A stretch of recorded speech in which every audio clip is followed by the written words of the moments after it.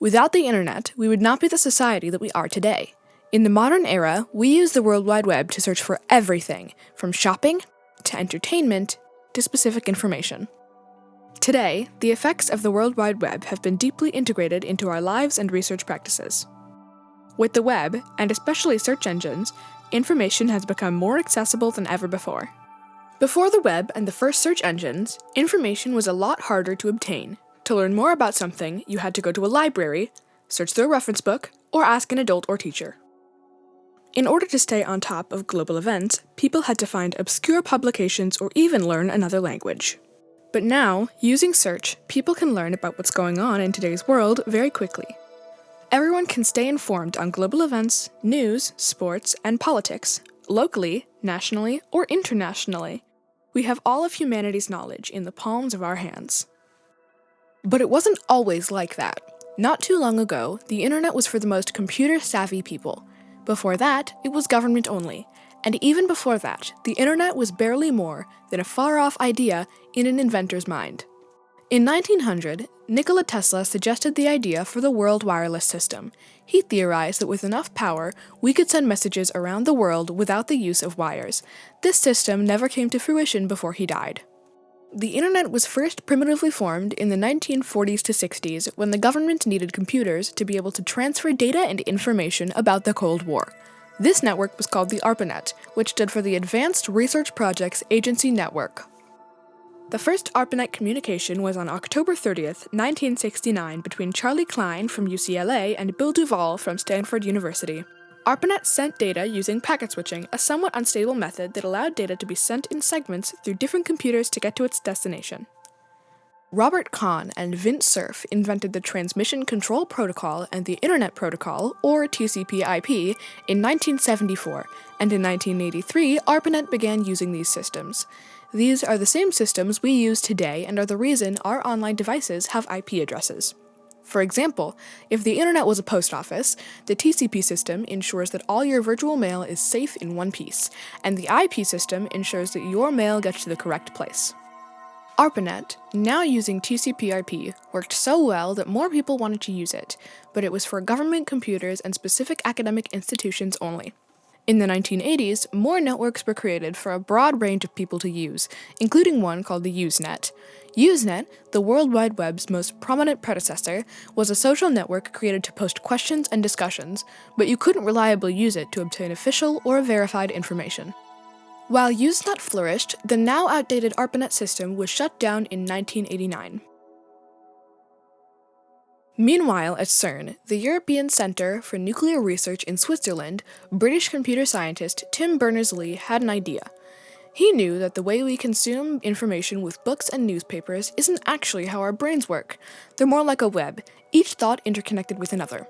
Berners-Lee wanted to create something that organized information like our brains do. His idea was a system of hyperlinks, text that, when clicked, brings you to a different online location. So, in March of 1989, Tim Berners-Lee made the first proposal for the World Wide Web, a network of online documents connected by links, forming a web of information. At the time, nobody knew that the idea would change the world. Berners-Lee worked with Robert Cailliau to formalize his second proposal, which CERN accepted in November 1990. And so I'm at CERN, and all these systems are incompatible. And if I'm sitting on one computer system, I can't get information on the other one. I have to log on into it separately and have to learn a completely different program to get at the help system or the documentation system. Then when you realize, it could be simpler. After months of work by the 19-member W3 team, the first World Wide Web server began running at CERN in 1991. Later that year, the first web server in the US came online at the Stanford Linear Accelerator Center, a particle physics facility in California. Finally, the World Wide Web was released to the public domain on April 30th, 1993, when CERN decided that the web should be a standard for all to use, allowing people to share, duplicate, and utilize its code. This decision by CERN was the foundation of the World Wide Web as we know it today. Along with the web, a complex network of online media, the team had created a method to browse and look through this abstract collection of information. They called it a web browser, and the first one made was called Nexus. Nexus could handle text, color, and images, but it was only compatible with Next personal computers, which were becoming increasingly uncommon with the rise of other personal computers, like those using Microsoft Windows. So, to allow for the spread and accessibility of the web, Nicola Pello invented the Line Mode browser, a simpler, easier-to-run browser. The Line Mode browser had benefits and drawbacks. While Nexus was capable of more and was slightly more user-friendly, Line Mode was accessible to all computers instead of just Next computers. The World Wide Web Common Library, which was also released with the web, contained code allowing for the creation of new methods of finding online information. This eventually led to Nexus' downfall and the rise of other browsers, and the creation of search engines. This code was included on the first ever website, info.cern.ch. This site is still online to this day, though it is no longer being updated. The first ever search engine was W3 Catalog, created by Oscar Neerstrasz at the University of Geneva. It was designed to help people find information more easily, because even if people knew what they wanted to find online, they'd have a hard time finding it if they didn't know where to look. W3 Catalog worked by mirroring already existing high-quality web resource lists and reformatting them, presenting them as individual answers based on your search. The coding language used for this was called Perl. With the Line Mode browser and search engines in hand, the World Wide Web exploded. This much information had never been so easily accessible before. The web allowed for hundreds of sources to be reached from anywhere, and thousands more would soon follow. It's important to know, the web is not the internet. The internet is what computers use to communicate, the physical wires, cables, and connections. You can use the internet to access the web, a collection of data and media online.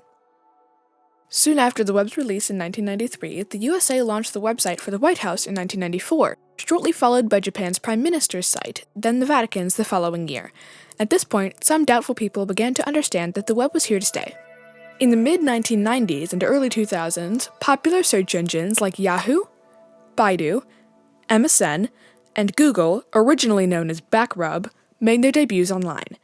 These engines all allowed for new information to be accessed even more easily, further fueling the web's spread. Google, invented by Sergey Brin and Larry Page, is now the fourth largest company in the world and has become increasingly recognizable in our daily lives. Our joint effort, just looking at the data out of curiosity, we found that we had technology to do a better job of search. And from that initial technology, we got really interested in the problem, and we realized how impactful having great search can be. And so we built technology upon technology after that to bring Google to where it is today, and we continue to develop lots of technology for tomorrow. Google uses bots called crawlers to search the web for information, analyzes it, and stores it in its database, then decides on what results to present to you based on trustworthiness and how related it is to your query. Today, the World Wide Web and search engines have been deeply integrated into our lives. Without them, society would not be the same. With these in hand, we can now access a universe of information on the fly and learn more easily than ever before.